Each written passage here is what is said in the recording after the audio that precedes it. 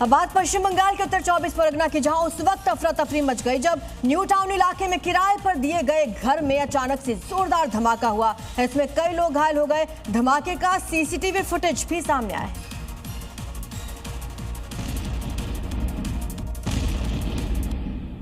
अचानक हुए धमाके से न्यू टाउन का राजारहाट इलाका पूरी तरह से दहल गया और डर के मारे लोग घरों से बाहर निकल आए। धमाके में एक शख्स गंभीर रूप से घायल हो गया।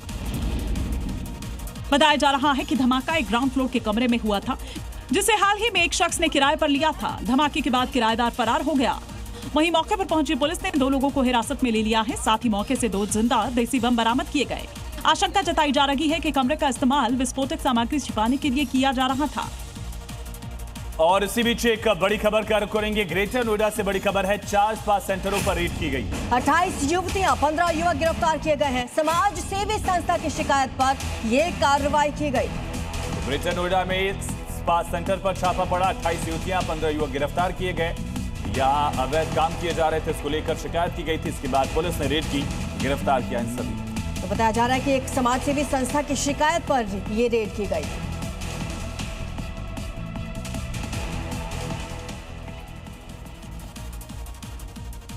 चलिए आगे बढ़ते हैं। बड़ी खबर जैसलमेर से आ रही है, जहां पर एक भीषण सड़क हादसा हो गया।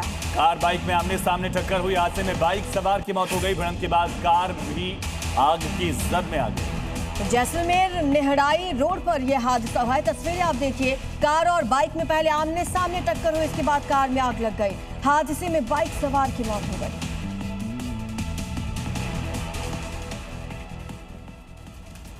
यूपी में अपराध पर जीरो टॉलरेंस की नीति है और इसी का डर दिखाकर बांदा में कुछ बदमाश फर्जी अधिकारी बनकर वसूली की दुकान चला रहे थे। ये सड़कों पर ऑटो, ई रिक्शा और दूसरे वाहनों को रोकते, फिटनेस में कमी निकालते, उनसे रुपए ऐंठा करते थे।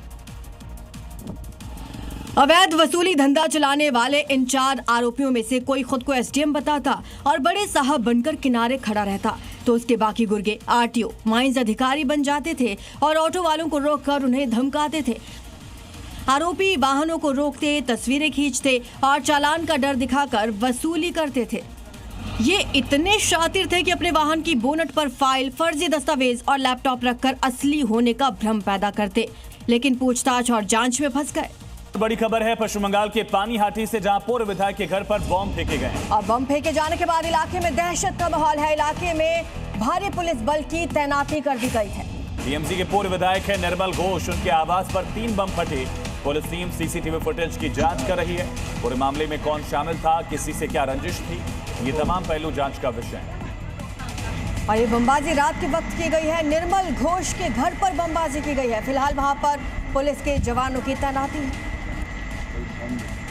तो बंगाल में सरकार जाते ही टीएमसी नेताओं के अच्छे दिन भी चले गए हैं। बीजेपी की सरकार आते ही टीएमसी नेताओं के अवैध कब्जों पर शुभेंदु सरकार का बुलडोजर गरज रहा है। इस बार बुलडोजर की रडार पर डायमंड हार्बर में अभिषेक बनर्जी का ऑफिस आया